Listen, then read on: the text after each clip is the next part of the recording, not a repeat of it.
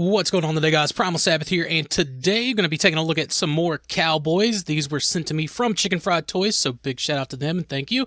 But yeah, so first we're going to be taking a look at it. He sent me three, and I'm pretty excited with all three of them, honestly. I've had about a day to kind of mess with them, break them in, do all the stuff you need to do. But yeah, so we're going to first take a look at the Trail Boss, which is this guy. Go ahead and get it out the way. And very much like the Badlands Vigilante, very nice card art here. I really do like that. And of course, you got the Dime Novel Legends logo up there. Ages 25 plus. Fortunately, I fall into that range. And there's all the figures that you can get.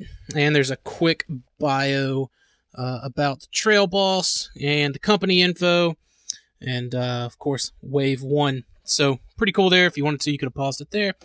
But let's get on to it. So this guy comes with a removable cowboy hat, if you want to.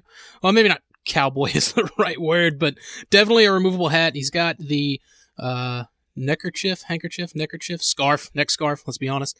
And he comes with a small pistol and, of course, a rifle, which seems to be kind of standard with all of these. And he can hold it.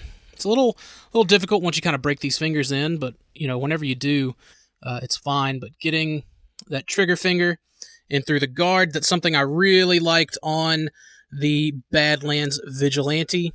And, of course, it works there. So you can do that, and he can two-hand it, which is also nice. I did go ahead and run these shoulders and elbows through some hot water just to kind of break them up. And let's get the stand off.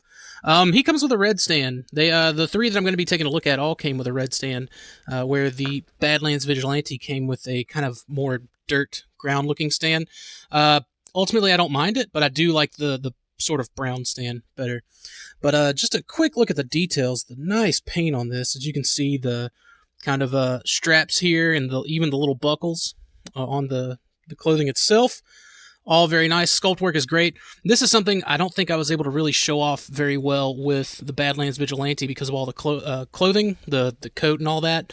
But the way that he engineered these torsos, instead of the kind of rocker being up into here, it's actually in the waist itself, which I do like. I like that a lot. So you get...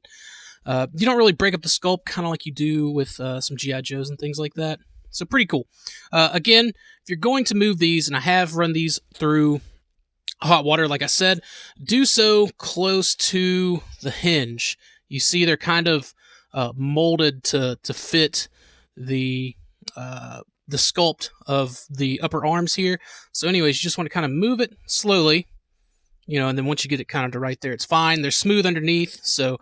again, just do that. But once you run it through the hot water, if you move it close like that, it'll kind of break it in pretty easily. And the same thing with these elbows. Again, I went with, you can't even see that. I went with smooth side here on the bottom, and there's kind of like a flat side here on the top. But I mean, you can, if you want to, do it either way. But that doesn't look right. So, you know, that looks a little more proper sculpt-wise. So there's that. He can kind of reach back here and grab the pistol. You'd have to get it out of the belt and then sort of stick it in his hand. We're going to do that. I say we're going to do that. The pistol grip is a little bit bigger, but you kind of get, there we go, get the little finger through there. And again, it holds it very well, and then you can kind of sort of angle it into the holster like that. So if you want to do some posing or even just some photographs of him, you know, kind of drawing from the holster, you can do that.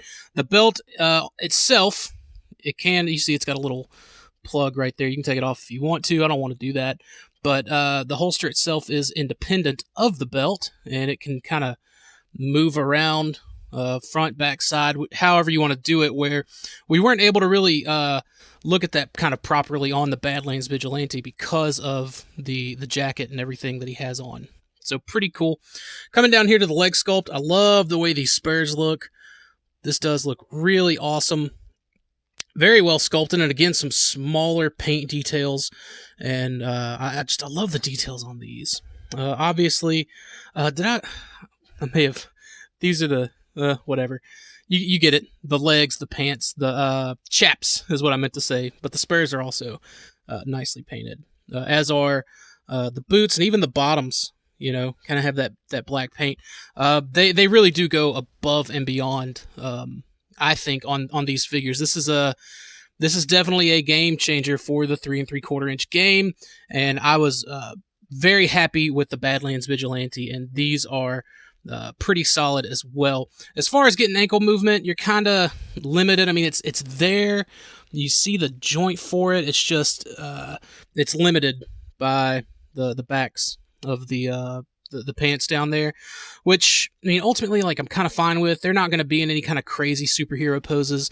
You just kind of keep them more or less in a pose like I had at the beginning of the video. And of course, you can stick the hat on. The handkerchief, or this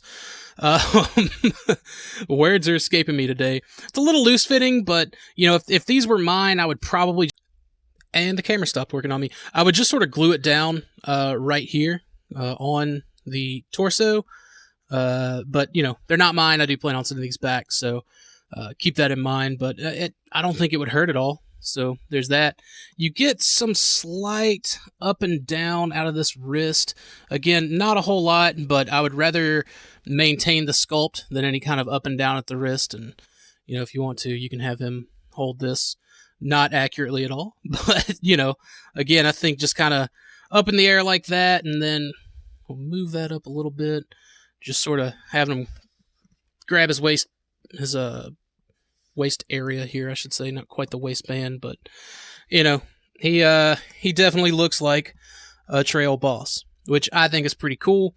Again, I do think that these came out looking super nice, and you don't need the stand.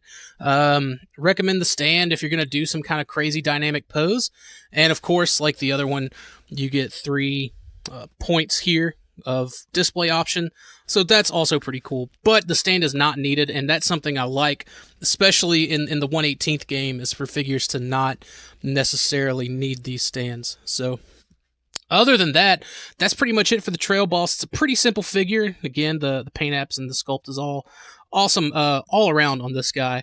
So yeah, if you're thinking about getting it, I believe Small Joe's may still have some of these in stock. I didn't check prior to recording this, but these are still awesome, and I think these are awesome if you want to kind of have something for some custom fodder. You know, you guys know I like to do you know, like I always like to flaunt this guy, but my Cowboy Snake Eyes. Well, let's get him off the stand. Maybe he'll stand. Yeah, there we go. So if you want to do some like Cowboy G.I. Joes, you know, get you, you know, if you got a couple of like just parts bins of G.I. Joes, you can totally do that, and I think it'll work out pretty well for you.